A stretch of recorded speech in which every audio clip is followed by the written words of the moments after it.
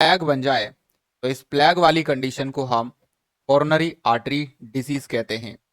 यदि किसी कारणवश, अब हम चलते हैं पीछे वापस, किसी कारणवश ये ब्लड वेसल्स हैं, इन ब्लड वेसल्स के अंदर मेरे साथियों बीपी का यानी कि इंक्रीजमेंट हो जाए या ब्लड का प्रेशर बढ़ जाए तो इसे हम हाइपर टेंशन कहते हैं, जो कि आर्टरी के अंदर बीपी बढ़ना होता है। ब्लड का pressure increase into the artery called hyper tension.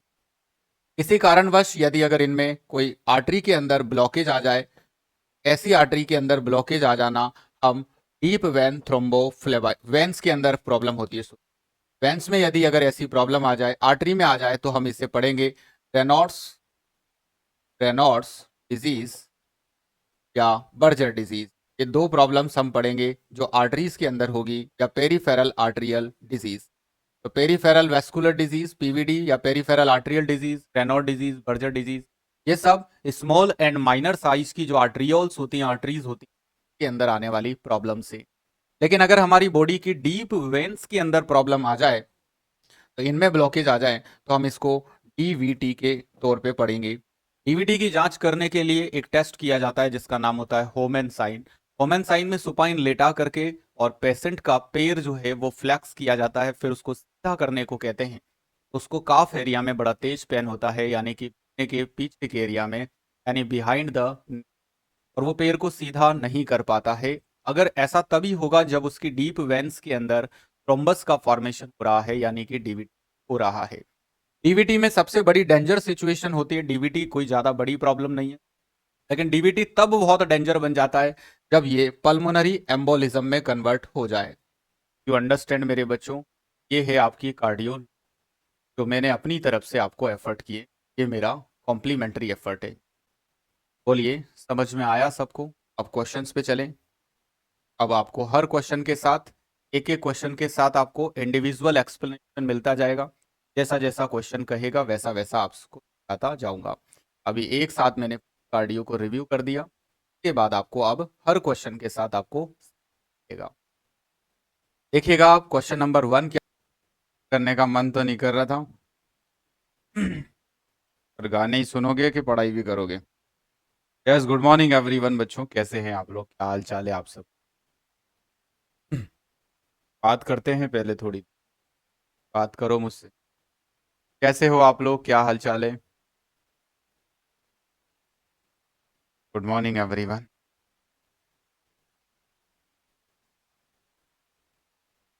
अब सुनो मेरी बात, सुनो मेरी बात। अपन ने सबसे पहले तो मेरे बच्चों एक ऐसा अद्भुत काम कर लिया है जो कि नर्सिंग की हिस्ट्री में संभव नहीं, और ऐसा काम हम पहली बार ऐसा कर चुके हैं। आपकी तरफ से कह रहा हूँ, हम तो अक्सर करवाते रहते हैं, लेकिन आप इस बार पहली बार ऐसा हुआ कि एग्जाम के बहुत एक सटीक टाइम के पहले आप लोग तैयारी करके अपनी परफेक्टली कॉन्फिडेंस के साथ बैठे हो।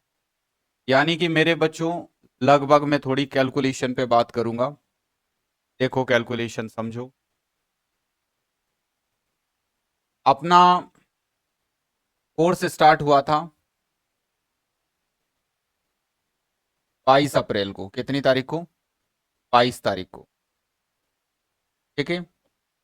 आज है अपना 24 मई, 24 मई, यानी कि बीच में अपने कितने दिन हुए? मतलब कल अपना आएगा 25 मई। आज फ्राइडे, कल सैटरडे, हाँ 25 मई हो जाएगा कल। ठीक है, ये 25। अब 25 मई तक हमारे पास में कुल 30 और 2 32 दिन, 32 डेज। ठीक है। और ये 32 दिन के अंदर हमने 4 या 5, हाँ, चार चार ऑफ लिए अपन ने, 4 टेस्ट लिए, मतलब 4 दिन के टेस्ट हुए, 4 टेस्ट हो गए। और ये आपका 5वां टेस्ट आएगा आप। ठीक है ना? यानी कि हमारी एग्जैक्ट कैलकुलेशन निकालें, 32 में से 5 माइनस करें, तो बचेगा हमारे पास में 27, 27 डेज। और ये 27 दिन में हमने कोर्स कंप्लीट विद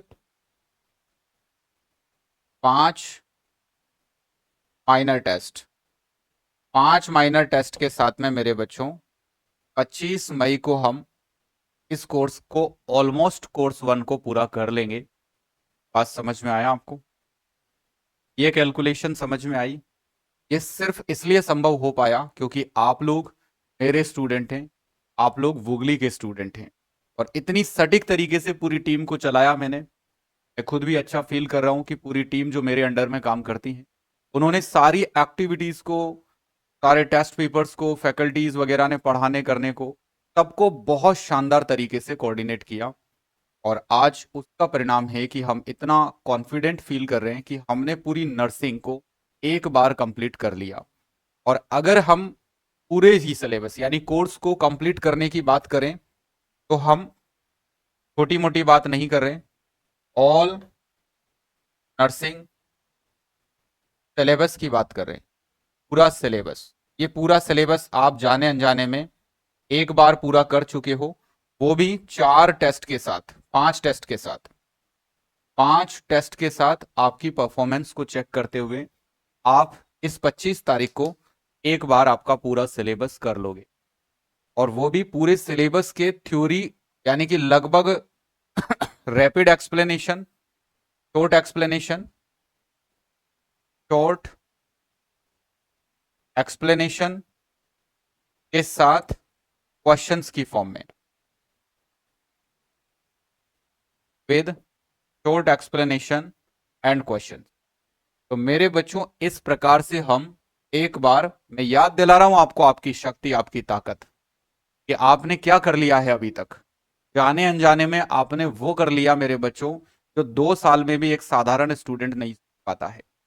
जितने क्वेश्चन आपने इन 27 दिन में पढ़ाई पढ़ ली ना, जितनी पढ़ाई आपने इन 27 दिन में पढ़ ली ना, उतनी पढ़ाई पढ़ने के लिए एक बच्चा 2 साल में भी नहीं सोच पाता है। और जिस लेवल से आपको याद हुआ होगा, ये जितने भी चैप्टर पढ़े होंगे आपने, कोई लेट कमर है तो मैं पूरे सिलेबस की बात नहीं कर रहा हूं, कोई लेट कमर है, जितनी भी पढ़ाई पढ़ी होगी ना मेरे बच्चों, अंदाजा आप लगा सकते हो कि आपने क्या कर दिखाया और क्या आपका रिकॉर्ड है ये आज तक का। और इस रिकॉर्ड में मैं एवरेज बात करूं, अगर एवरेज, तो आप लगभग मेरे साथियों 20 से लेकर के 25,000 क्वेश्चन कर चुके हो आप। डरना नहीं है, 20 से 25,000 क्वेश्चन हम आपको सिखा चुके हैं। इतने क्वेश्चन सिखा चुके हैं आपको। क्लियर है? क्योंकि एमएसएन अपने आप में इतना बड़ा सिलेबस है, इसको कोई भी माइका लाल पैदा नहीं हुआ मेरे अलावा, इस सामने खड़ा हुआ बंदा इसके अलावा, कि 27 दिन में मेडिकल सर्जिकल बच्चे को पूरे डिसिप्लिन, पूरी कंसंट्रेशन के साथ पढ़ा दे और समझा दे और याद करवा दे। ये एक्सेप्शन है, पहला एक्सेप्शन है ये कोर्स। और ये मेरे बच्चों संभव हो पाया, इसलिए मैं ईश्वर का भी बहुत धन्यवाद करता हूं, हर पल धन्यवाद करता हूं कि ईश्वर आपने इतनी काबिलियत दी, इतनी ताकत दी, इतनी इफिशियंसी दी, इतनी एनर्जी दी कि हम जो सोच पा रहे हैं वो कर भी पा रहे हैं।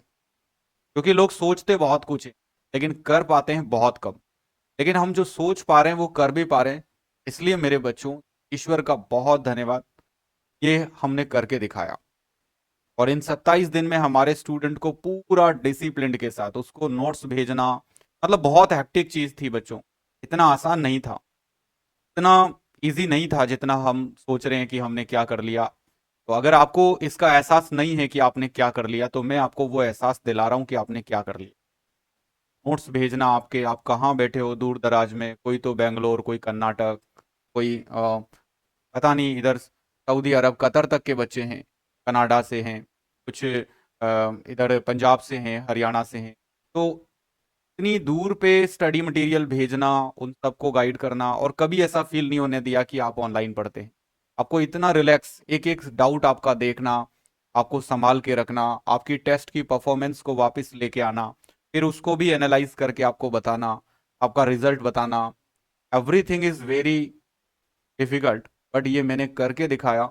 ये मैं ईश्वर का धन्यवाद करता हूँ कि यार मेरी आत्मा में, मेरे अंदर जो थॉट एक बार आ जाता है तो उसको कैसे पूरा करना है, फिर मैं उसको पूरा करके ही सांस लेता हूँ। ये मेरी जिद, और मेरे बच्चों इस जिद में आपका करियर बनेगा, ये मुझे पूर्ण भरोसा है।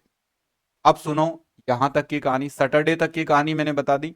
मतलब संडे तक की कहानी बता दी कि आने वाले संडे को आपका टेस्ट नंबर 5 होगा, जो माइनर टेस्ट होगा, वापस से रैंक मेंटेन करना है इसमें। अब सुनो उसके आगे की कहानी। ठीक है, तैयार हो? कोई लद्दाख भी बेटा, हाँ लद्दाख से भी हैं। बड़ा खतरनाक है।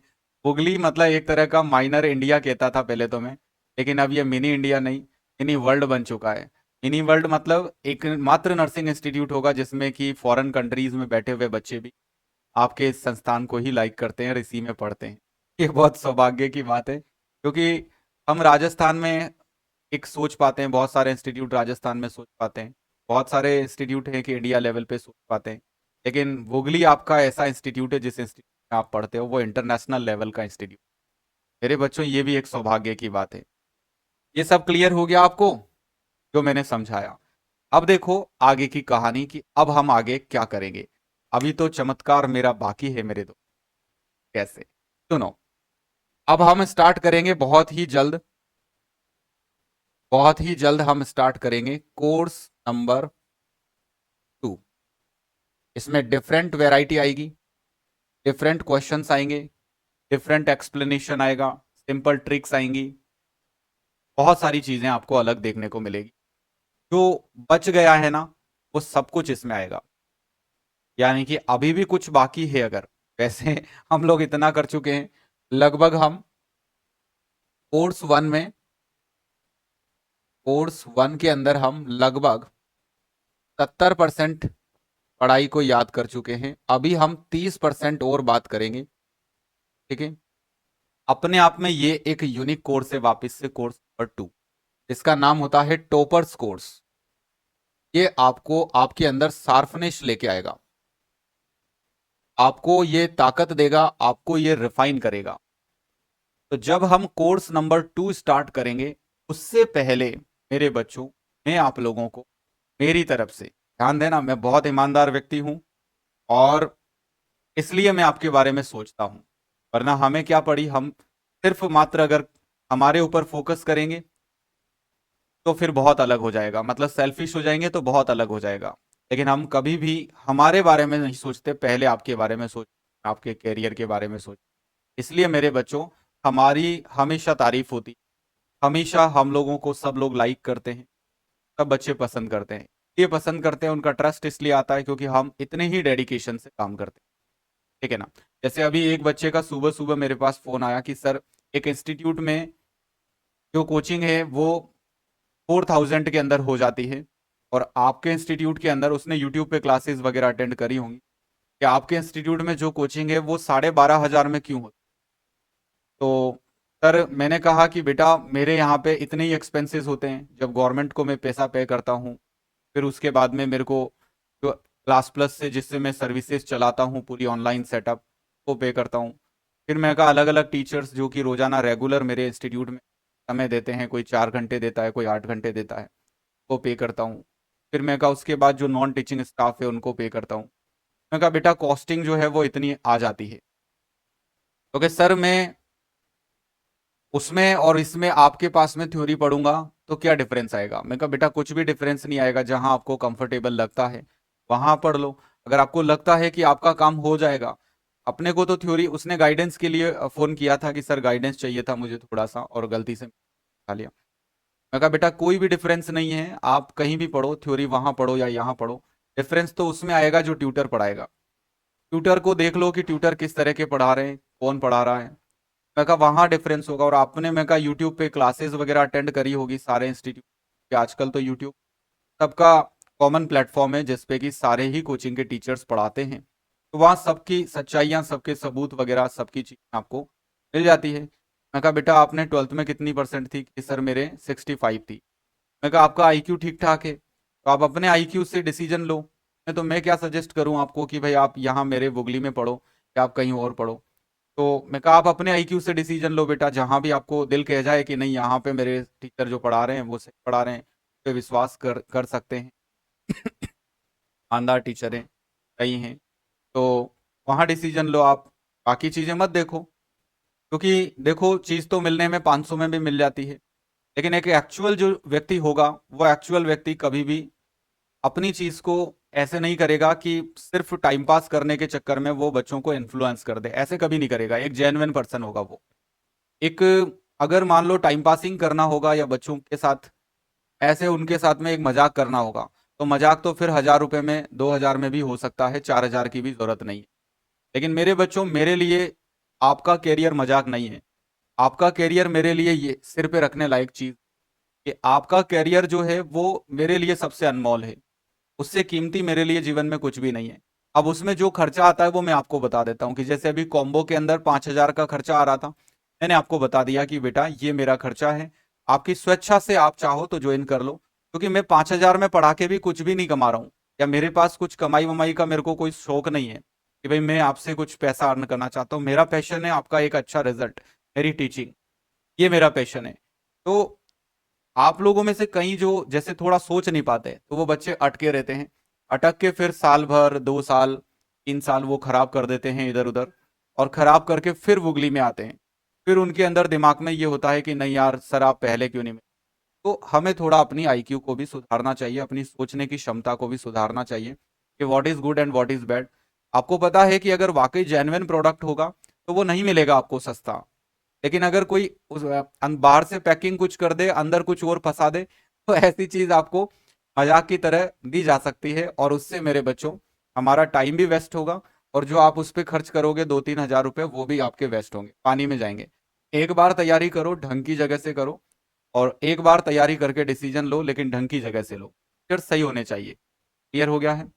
अब जो हम कोर्स नंबर 2 के अमित सर, जेन्युइन प्रॉब्लम है स्टूडेंट्स के साथ में सर कोचिंग करने में। Yes yes yes, coaching choose करने में इतना परेशान होना ही नहीं चाहिए। अगर आपका ठीक ठाक आईक्यू है तो आप ये डिसाइड कर लोगे देख करके तुरंत कि यार कौन से सर जेन्युइन है, कौन से सर जेन्युइन नहीं है। सर वुगली इंस्टीट्यूट एक ऐसा इंस्टीट्यूट है जिसपे हम आंखों को बंद करके विश्वास कर सकते हैं।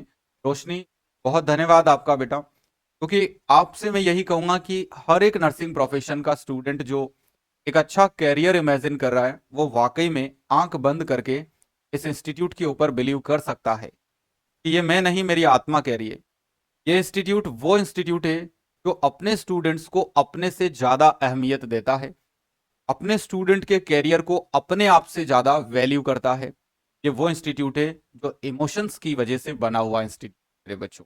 ये कोई बिजनेस नहीं है, कोई ऐसा संस्थान नहीं है, सिर्फ ये एक इमोशन है। इस इमोशन की वजह से आज लाखों स्टूडेंट्स अपनी पढ़ाई पढ़ते हैं, और पढ़ाई पढ़ करके और अपना कैरियर बनाते हैं। आप वेरी गुड, सही कह रहे हो कि आप आईज क्लोज करके इस पे बिलीव कर सकते हो। True satisfaction only in Vugli. Very good, excellent. देखिए बेटा, Vugli is best coaching. Pramod, thank you so much. अब मैं आपको समझाता हूं कि अपनी मेरी जो कोर्स 2 वाली स्ट्रैटेजी है, जिसमें मैं आपको और आगे बढ़ाऊंगा, थोड़ा और पुश करूंगा, तो उसमें कैसे पुश करूंगा। सुनाओ अब, बताऊं अब आपको जो सेकंड वाला पुशअप मिलेगा वो कैसे मिलेगा, और उसमें अपन क्या करेंगे, कैसे करेंगे, बताऊं? सारी गणित बता दूं, समझा दूं इसमें, ताकि किसी के अंदर कोई भी डाउट ना बचे, कोई भी किसी भी तरह की कोई क्वेरी ना बचे, हर बच्चा सेटिस्फाइड हो जाए कि आगे आने वाले समय पर अब हमारे साथ क्या होगा। मेरी आउटलाइन पूरी तैयार है, सब कुछ डिस्कस हो चुकी है, डिस्कस होने के बाद फाइनल हो चुकी है, वेरीफाइड हो चुकी है, 10-10 बार टेस्टिंग हो चुकी है, और तब आपके पास वो पहुंच रही है। चलो अब मैं बता देता हूं ब्लूप्रिंट पूरा। कोर्स नंबर 2 जो है मेरे साथियों, कोर्स नंबर 2 अपना 20 दिन का टारगेट रहेगा ये। ओके, इस 20 दिन में से अपन इसको अचीव कर लेंगे एस्टीमेट 15 दिन में। ठीक है ना? 15 दिन में अपन इसको हासिल कर लेंगे लगभग लगभग। मेरी क्लास इसमें वही 1-1.5 घंटे 2 घंटे तक जाएगी, कभी कभी बड़ी यूनिट है तो 3 घंटे 3.5 घंटे भी जाएगी। अब मैं जब कोर्स 1 कंप्लीट होगा आपका, यानी कि कोर्स 1 आपका कंप्लीट हो रहा है 25 तारीख को।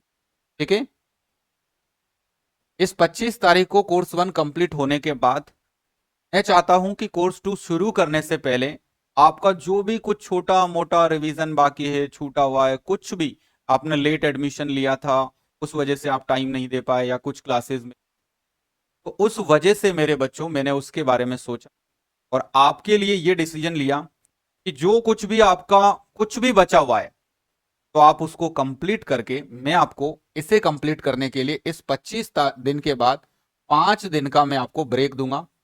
ये 5 दिन का ब्रेक मेरी तरह से एक कॉम्प्लीमेंट होगा आपको, ठीक है। ये कॉम्प्लीमेंट रहेगा।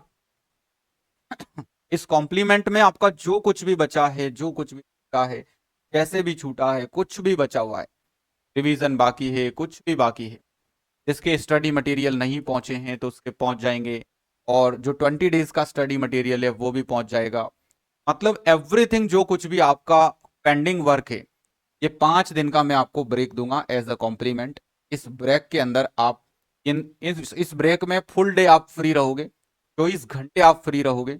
आप अपनी वो सारे काम निपटा करके और 30 डेज वाले कोर्स से पूर्ण रूप से 100% दिमाग से सेटिस्फाइड हो जाना। उसके बाद इसको बिल्कुल पैक कर देंगे और तसल्ली से फिर हम लोग कोर्स 2 में एंट्री मारेंगे और फिर हम कोर्स 2 के अंदर जाएंगे। तो कैसा लगा आपको कॉम्प्लीमेंट?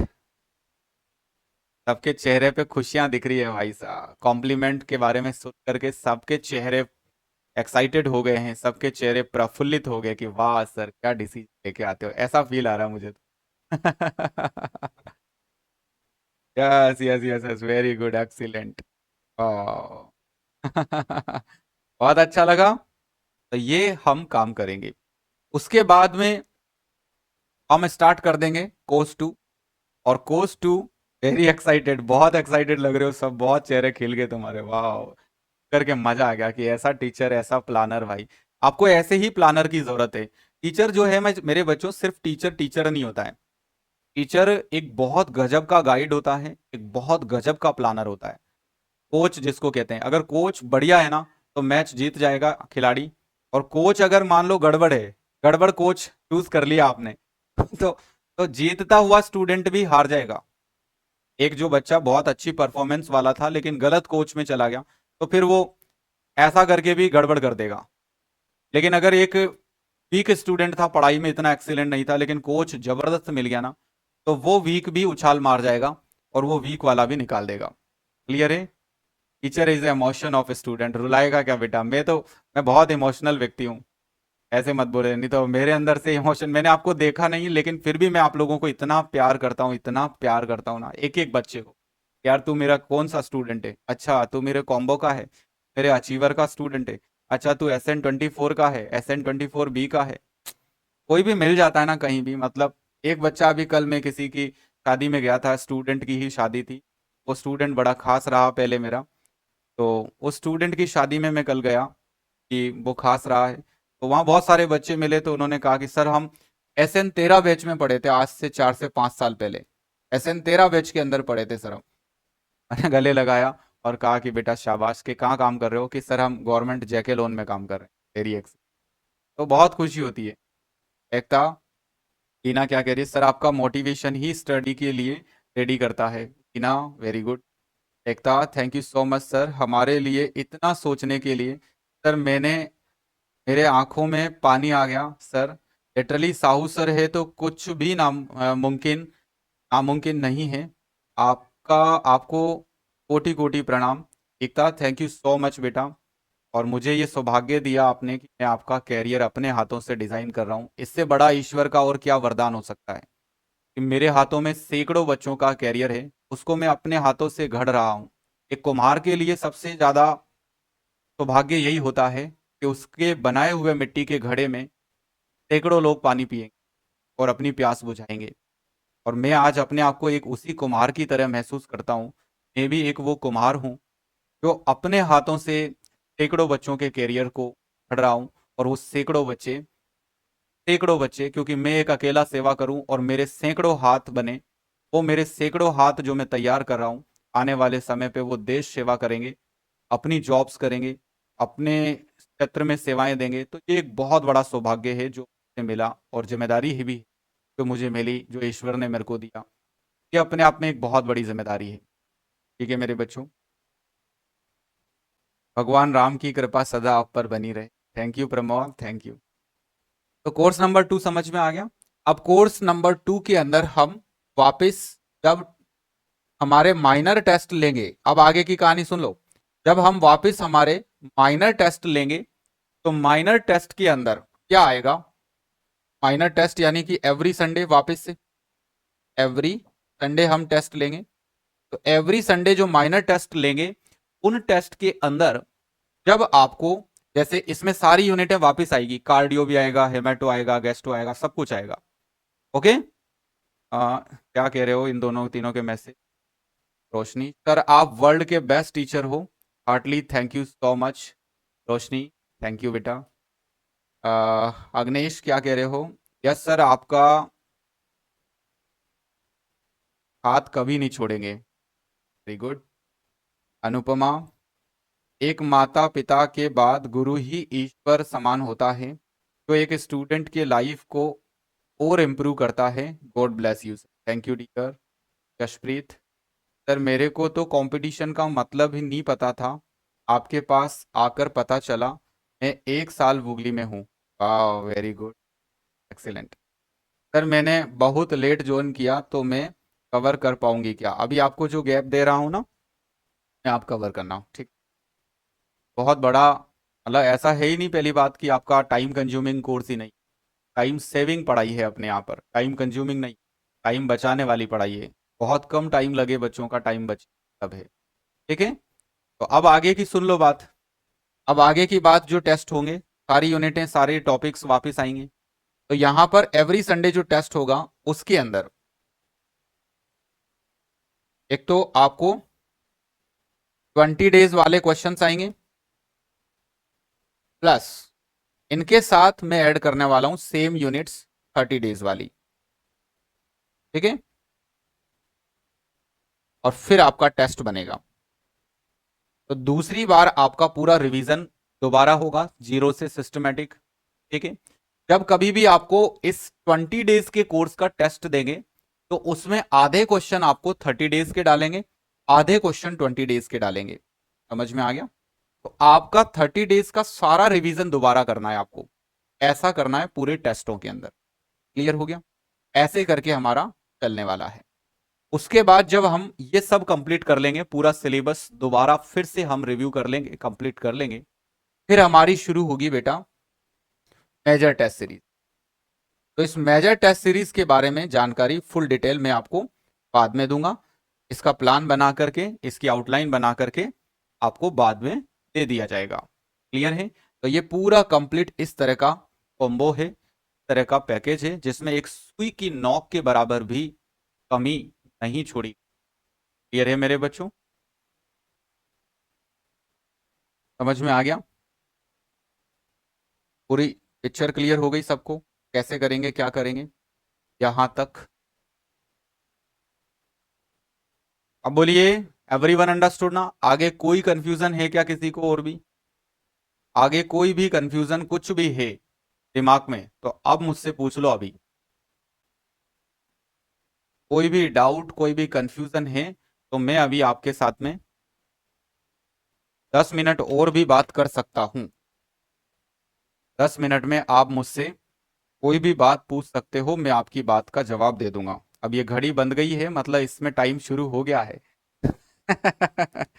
ये ऐसे ही नहीं बनती, में टाइम शुरू हो गया। एवरीथिंग इज क्लियर, कोई बच्चे को किसी प्रकार का डाउट नहीं है, और इतना सेटिस्फैक्शन स्टूडेंट्स के अंदर, वो भी ऑनलाइन प्लेटफॉर्म पे। गॉड, भगवान Ram, thank you so much. इतना सेटिस्फैक्शन, वो भी ऑनलाइन प्लेटफॉर्म पे। गॉड का, ईश्वर का बहुत बहुत धन्यवाद।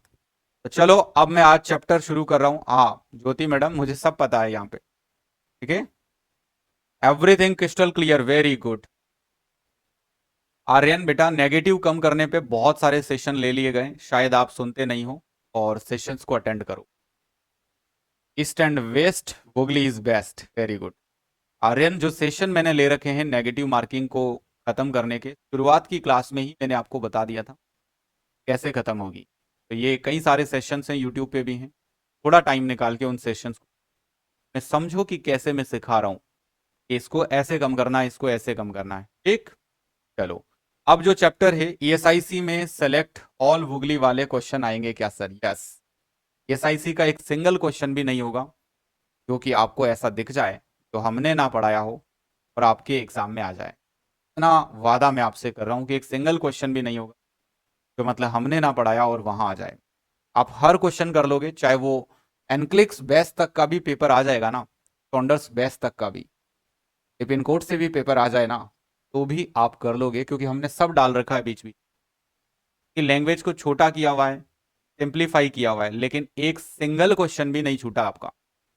मतलब आप जितना भी नर्सिंग में कंटेंट सोच सकते हो वो सब किसी ना किसी वे में सिंप्लीफाई करके आप तक पहुंच चुका है।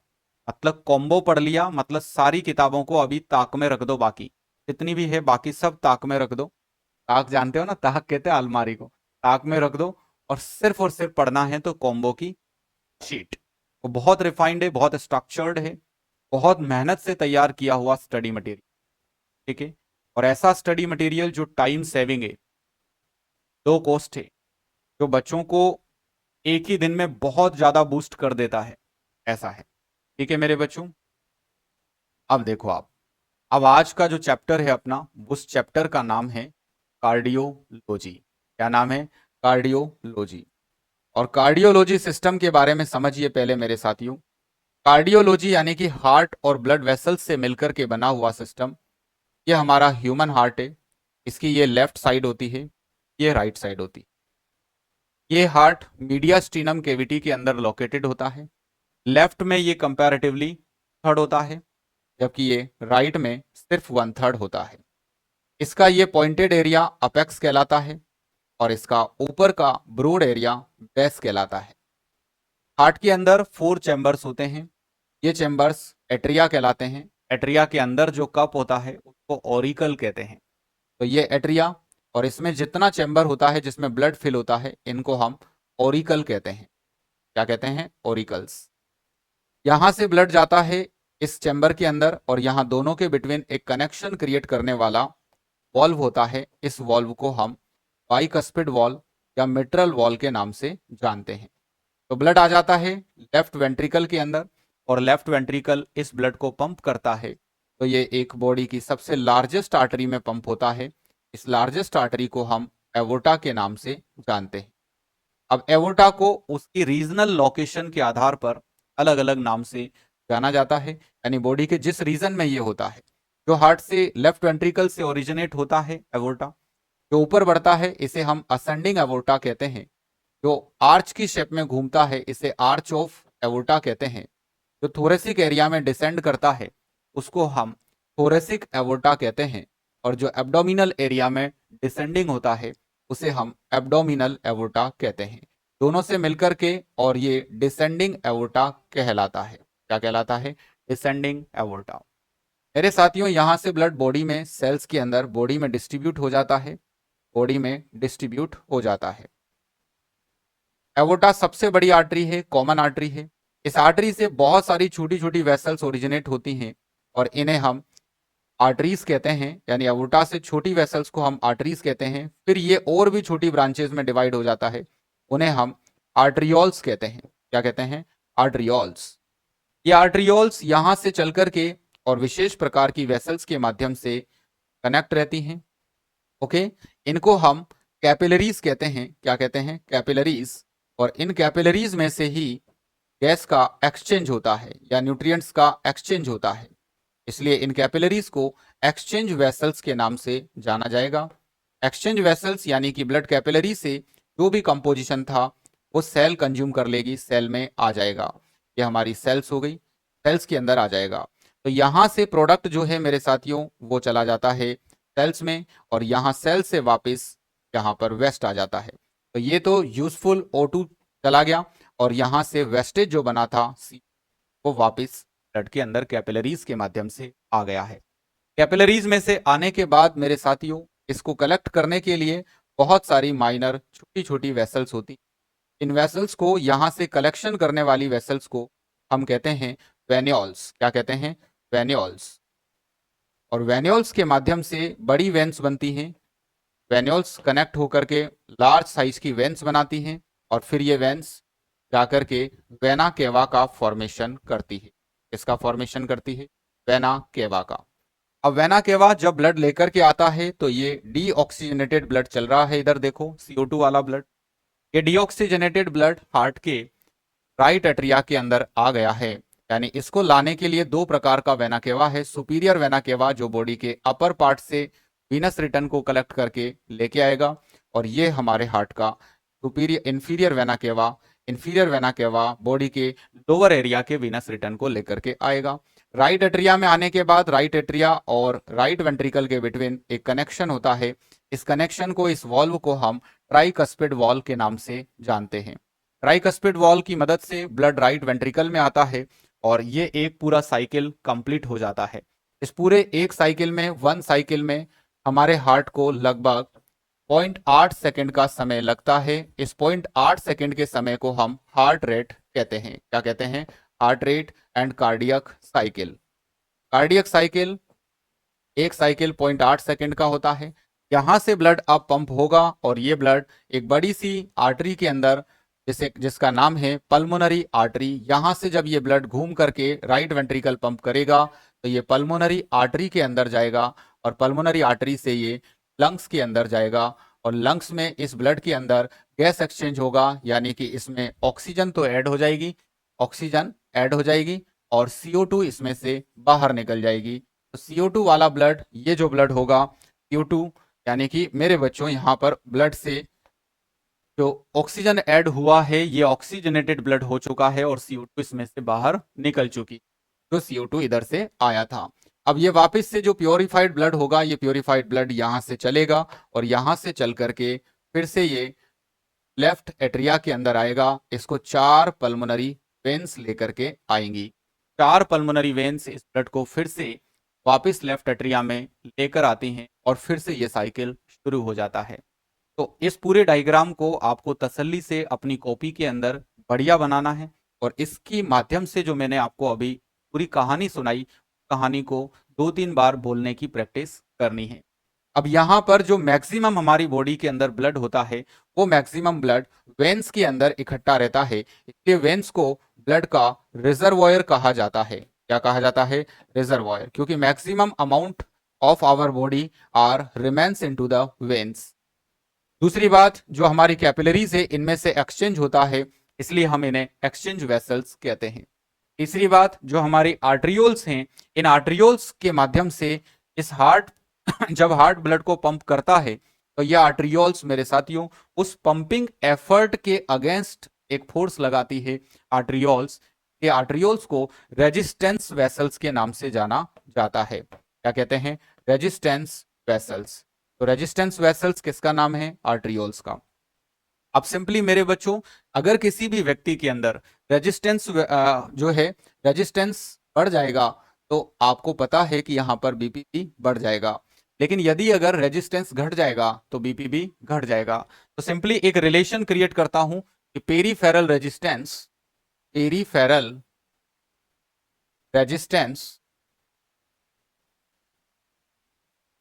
Is directly proportional to BP. जितना पेरीफेरल रेजिस्टेंस होगा ब्लड का प्रेशर उतना ही ज्यादा होगा, क्योंकि पंप करने के लिए हार्ट को उतनी ही ताकत लगानी पड़ेगी। अगर पेरीफेरल रेजिस्टेंस घटेगा तो बीपी भी घट जाएगा।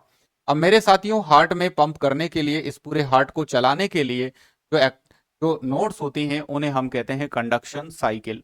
तो कंडक्शन साइकिल की शुरुआत यहां से होती है। यहां एक नोड होती है जिसका नाम है एसए नोड। क्या नाम है? SA node. ये एसए नोड इंपल्स जनरेट करती है और फिर इन इंपल्सेस को यहाँ एवी नोड पर भेजती है। तो दूसरी नोड है एवी नोड, और फिर ये पुरकिंजे बंडल ऑफ हिस के माध्यम से इस तरह से पुरकिंजे फाइबर्स की मदद से मायोकार्डियम में फैल जाते हैं। इसे हम कहते हैं बंडल ऑफ हिस।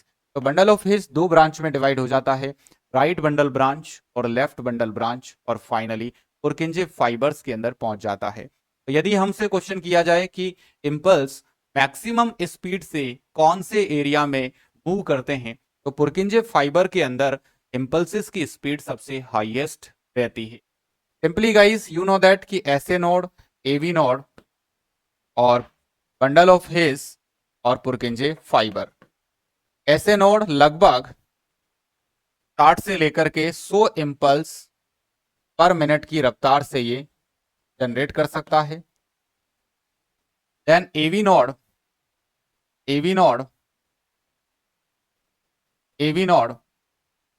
40 से लेकर के 60 इंपल्स जनरेट कर सकता है। ये कोई इम्पल्स जनरेट नहीं करता है। पुरकिंजे फाइबर 20 से लेकर के 40 इम्पल्स पर मिनट जनरेट कर सकता है। हमारा हार्ट जो चलता है वो इसी से चलता है, इसलिए इसी को प्राइमरी पेसमेकर कहा जाता है। कभी कभी अगर ये काम ना करे तो ये उसको सपोर्ट करने का काम करती है, इसलिए इसे सेकेंडरी पेसमेकर बोला जाता है। पुरकिंजे फाइबर भी इंपल्स जनरेट कर सकते हैं, लेकिन करते नहीं है। ये सब सिर्फ ऐसे नोड के इंपल्सेस को ही आगे कन्वे करते हैं, ये अपने इंपल्स जनरेट नहीं करते हैं। लेकिन एबनॉर्मल कंडीशंस में ये करने लग जाते हैं, जब उसको हम अरिदमिया कहते हैं। तो पुरकिंजे फाइबर्स भी 20 से लेकर के 40 इंपल्स तक जनरेट कर सकते हैं, इसलिए इसे आप टर्सरी पेसमेकर कह सकते हो। तो हमारे हार्ट की पेसमेकर मेनली किसे कहा जाएगा? ऐसे नोड को। तो SA node is called as the pacemaker of your heart. You understand?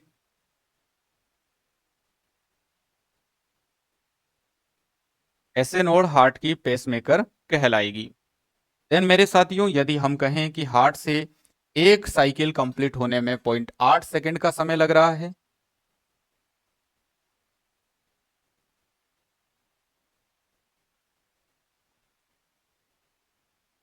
Heart एक साइकिल को 0.8 सेकंड में कंप्लीट कर लेता है।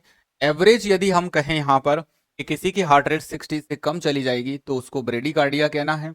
100 से अबो चली जाए तो उसे टेकिकार्डिया कहना है। ठीक है। अब ह्यूमन हार्ट की जो रेट होती है, तो एक हार्ट रेट में मेरे साथियों 0.8 सेकंड का समय लगता है, और एक हार्ट रेट में 70 ml ब्लड इजेक्ट होता है। यदि आप 1 मिनट की रेट की बात करोगे तो 1 मिनट में हार्ट 72 बार बीट करता है, और एक बीट में 70 ml ब्लड को पंप करता है। तो एवरेज यदि निकालेंगे तो 1 मिनट में हार्ट कुल 5 लीटर ब्लड को पंप कर देता है, और 1 मिनट में जितना ब्लड पंप किया जाता है हार्ट के द्वारा उसे कार्डियक आउटपुट कहते हैं। जो 1 सेकेंड एक हार्ट में कर रहा है इसे हम स्ट्रोक वॉल्यूम कहते हैं। तो किसी का भी कार्डियक आउटपुट निकालने का फॉर्मूला क्या हो जाता है? स्ट्रोक वॉल्यूम को हमने किससे मल्टीप्लाई कर दिया? हार्ट रेट से। हार्ट रेट कितनी है? 72, और स्ट्रोक वॉल्यूम कितना है? 70। तो हमारे पास 1 मिनट का पूरा कैलकुलेशन आ गया, जिसे हमने कार्डियक आउटपुट बोला है। इन सारी एक्टिविटीज को हम ईसीजी के माध्यम से रिकॉर्ड कर सकते हैं, कंडक्शन एक्टिविटीज को। तो हमारे हार्ट का ईसीजी कुछ इस प्रकार का दिखाई देता है। ये हमारे हार्ट का पी वेव, ये Q wave, R wave, S wave और टी वेव। पी और क्यू वेव के बिटवीन का जो गैप होता है इसे हम पी क्यू इंटरवल या फिर पी आर इंटरवल के नाम से जानेंगे। यहां से लेकर के और जो टी वेव का एंड पॉइंट है यहां तक के क्यू टी इंटरवल कहलाता है। क्या कहलाता है? Q T interval. जो सेगमेंट बनता है इस सेगमेंट को हम एस टी सेगमेंट या फिर इसी को हम जे पॉइंट के नाम से जानते हैं। तो जे पॉइंट या एस टी सेगमेंट इसे कहा जाता है। जब हमारा हार्ट चलता है तो हार्ट में सबसे पहले एट्रिया में, जैसे ये एट्रिया है, ये वेंट्रिकल है। जब हार्ट चलता है तो एट्रिया सिस्टोल करते हैं, और सिस्टोल करते हैं तो ब्लड को वेंट्रिकल्स में पंप करते हैं, और वेंट्रिकल सिस्टोल करते हैं तो बॉडी में पंप करते हैं। तो यहां से एट्रिया चलता है तो पहला एक्टिविटी हार्ट में होता है एट्रिया का सिस्टोल, फिर होता है वेंट्रिकल का सिस्टोल, फिर होता है कंप्लीट कार्डियक डायस्टोल, जिसमें डायस्टोल के समय हार्ट में डायस्टोल, जिसमें डायस्टोल के समय हार्ट में ब्लड आकर के भरता है। एक तरफ तो लंग्स से आके भरता है, एक तरफ बॉडी से आकर के भरता है। तो सिंपली हार्ट ऐसे चल रहा है, ये सिस्टोल, ये वेंट्रिकल सिस्टोल, ये डायस्टोल, ये सिस्टोल, ये सिस्टोल, ये डायस्टोल, सिस्टोल सिस्टोल डायस्टोल, ऐसे हमारा हार्ट चल रहा है। तो मेरे बच्चों, जब हार्ट के एट्रिया में सिस्टोल होता है तो एट्रिया में सिस्टोल की वजह से बनती है हमारी पी वेव। तो एट्रियल सिस्टोल से बनती है ईसीजी की पी वेव। देन वेंट्रिकल में सिस्टोल होता है, उससे बनता है क्यूआरएस कॉम्प्लेक्स। तो क्यूआरएस कॉम्प्लेक्स किसकी वजह से बना? वेंट्रिकल सिस्टोल की वजह से। जबकि कंप्लीट कार्डियक डायस्टोल जब होता है या वेंट्रिकल डायस्टोल होता है तो इससे बनता है, तो वेंट्रिकल डायस्टोल या कंप्लीट कार्डियक डायस्टोल से बनता है टी वेव। तो टी वेव का कारण है वेंट्रिकल का डायस्टोल, टी वेव का कारण है एट्रिया का सिस्टोल, और क्यूआरएस कॉम्प्लेक्स का कारण है मेरे साथियों वेंट्रिकल का सिस्टोल। इसे हम डीपोलराइजेशन और रीपोलराइजेशन भी कहते हैं। तो सिंपली सिस्टोल का मतलब है डीपोलराइजेशन और डायस्टोल का मतलब है रीपोलराइजेशन। Do you understand? तो यहां पर आपको यह भी कहा जा सकता है कि एट्रिया के डीपोलराइजेशन से कौन सी वेव बनती है? तो एट्रिया के डीपोलराइजेशन से बनती है आपकी पी वेव। वेंट्रिकल के डीपोलराइजेशन से कौन सी वेव बनती है?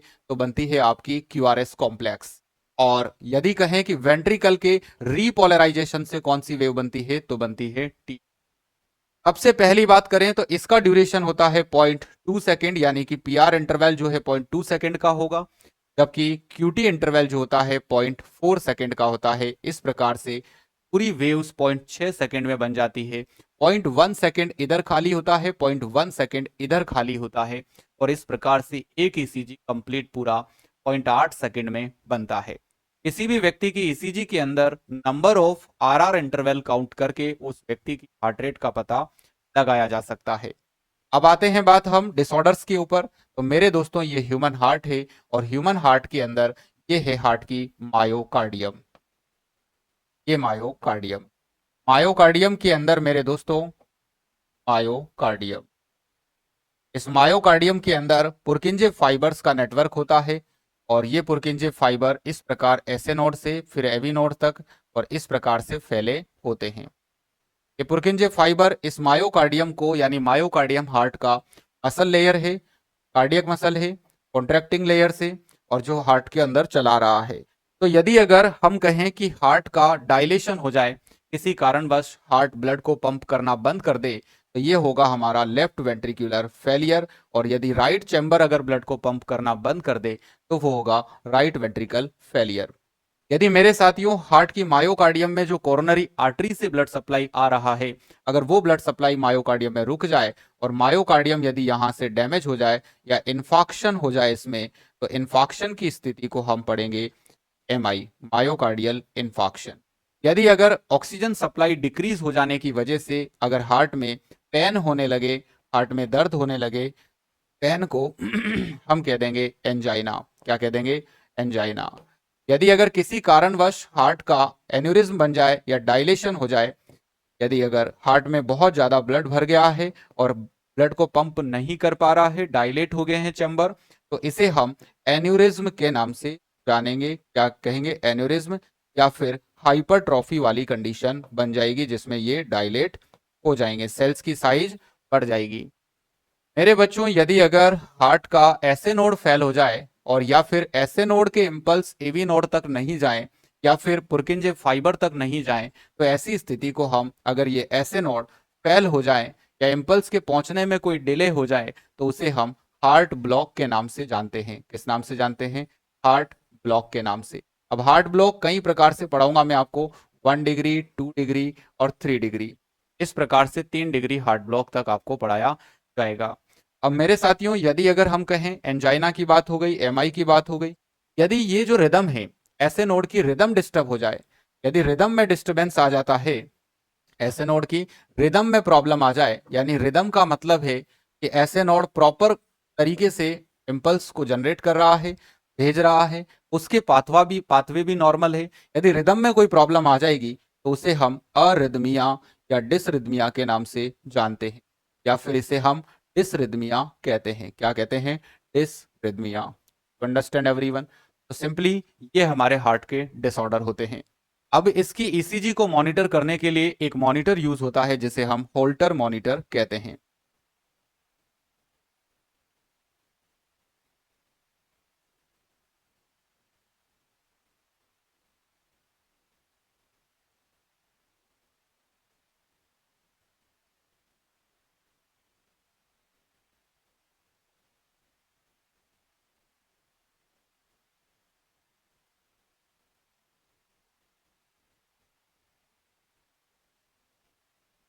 जो हार्ट को ब्लड सप्लाई करने वाली वेसल है, हार्ट को ब्लड सप्लाई करने वाली वेसल है मायोकार्डियम को, ये हमारी कोरोनरी आर्टरी होती है। कोरोनरी आर्टरी के अंदर यदि ब्लॉकेज आ जाए, तो हम ब्लॉकेज या प्लैग्स का फॉर्मेशन हो जाए, क्या हो जाए बेटा? ब्लॉक्स आ जाए या प्लैग बन जाए, तो इस प्लैग वाली कंडीशन को हम कोरोनरी आर्टरी डिजीज कहते हैं। यदि किसी कारणवश, अब हम चलते हैं पीछे वापस, किसी कारणवश ये ब्लड वेसल्स हैं, इन ब्लड वेसल्स के अंदर मेरे साथियों बीपी का, यानी कि इंक्रीजमेंट हो जाए या ब्लड का प्रेशर बढ़ जाए, तो इसे हम हाइपरटेंशन कहते हैं, जो कि आर्टरी के अंदर बीपी बढ़ना होता है। ब्लड का pressure increase into the artery called hypertension. किसी कारणवश यदि अगर इनमें कोई आर्टरी के अंदर ब्लॉकेज आ जाए, ऐसी आर्टरी के अंदर ब्लॉकेज आ जाना हम डीप वेन थ्रोम्बोफ्लेबाई, वेन्स के अंदर प्रॉब्लम होती है, वेन्स में यदि अगर ऐसी प्रॉब्लम आ जाए, आर्टरी में आ जाए, तो हम इसे पढ़ेंगे रेनॉल्ड्स रेनॉल्ड्स डिजीज या बर्जर डिजीज। ये दो प्रॉब्लम्स हम पढ़ेंगे जो आर्टरीज के अंदर होगी, या पेरीफेरल आर्टरियल डिजीज। तो पेरीफेरल वैस्कुलर डिजीज पीवीडी, या peripheral arterial disease Raynaud disease, Buerger disease, ये सब स्मॉल एंड माइनर साइज की जो आर्टरियोल्स होती हैं, आर्टरीज होती हैं, के अंदर आने वाली प्रॉब्लम से। लेकिन अगर हमारी बॉडी की डीप वेन्स के अंदर प्रॉब्लम आ जाए, तो इनमें ब्लॉकेज आ जाए, तो हम इसको डीवीटी के तौर पे पढ़ेंगे। डीवीटी की जांच करने के लिए एक टेस्ट किया जाता है जिसका नाम होता है होमेन साइन। होमेन साइन में सुपाइन लेटा करके और पेशेंट का पैर जो है वो फ्लैक्स किया जाता है, फिर उसको सीधा करने को कहते हैं। उसको काफ एरिया में बड़ा तेज पेन होता है, यानी कि के पीछे के एरिया में, यानी बिहाइंड द, और वो पैर को सीधा नहीं कर पाता है। अगर ऐसा तभी होगा जब उसकी डीप वेन्स के अंदर थ्रोम्बस का फॉर्मेशन हो रहा है, यानी कि डीवीटी हो रहा है। डीवीटी में सबसे बड़ी डेंजर सिचुएशन होती है, डीवीटी कोई ज्यादा बड़ी प्रॉब्लम नहीं है, लेकिन डीवीटी तब बहुत डेंजर बन जाता है जब ये पल्मोनरी एम्बोलिज्म में कन्वर्ट हो जाए। यू अंडरस्टैंड मेरे बच्चों, ये है आपकी कार्डियो, जो मैंने अपनी तरफ से आपको एफर्ट किए, ये मेरा कॉम्प्लीमेंट्री एफर्ट है। बोलिए, समझ में आया सबको? अब क्वेश्चंस पे चलें। अब आपको हर क्वेश्चन के साथ, एक एक क्वेश्चन के साथ आपको इंडिविजुअल एक्सप्लेनेशन मिलता जाएगा। जैसा जैसा क्वेश्चन कहेगा वैसा वैसा आपको बताता जाऊंगा। अभी एक साथ मैंने कार्डियो को रिव्यू कर दिया, उसके बाद आपको अब हर क्वेश्चन के साथ आपको देखिएगा। आप क्वेश्चन नंबर 1